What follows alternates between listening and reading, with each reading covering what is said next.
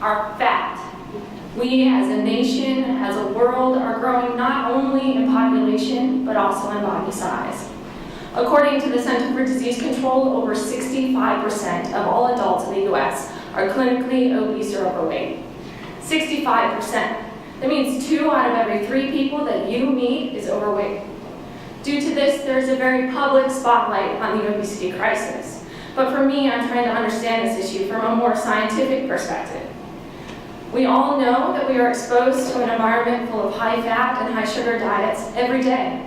And in our lab, we are trying to understand how your brain changes in response to the diets you eat.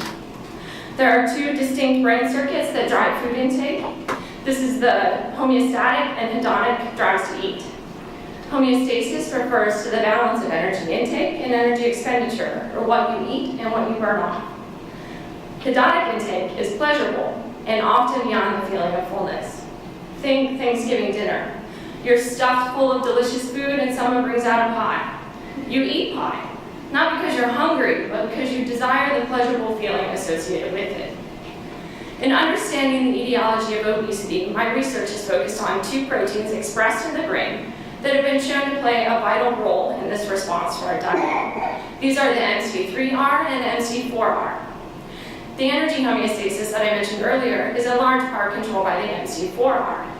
Without proper function of this protein, obesity results in lab rodents and in people. As much as 5% of an entire obese population is thought to be affected. The hedonic intake that I spoke about is controlled by the reward regions of our brain. Recently, investigators in both obesity and drug addiction have become interested in the interaction between the homeostatic and hedonic circuits. And we now know that both drug addiction and obesity cause dysfunctions in these reward signals. I have shown that the MC3R is expressed in the reward center of the brain.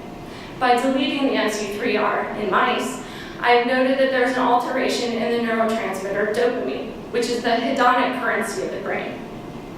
Furthermore, in a food test looking at sugar preference, there's also defects, and interestingly, all of these defects are only in female mice that are lacking the MC3R.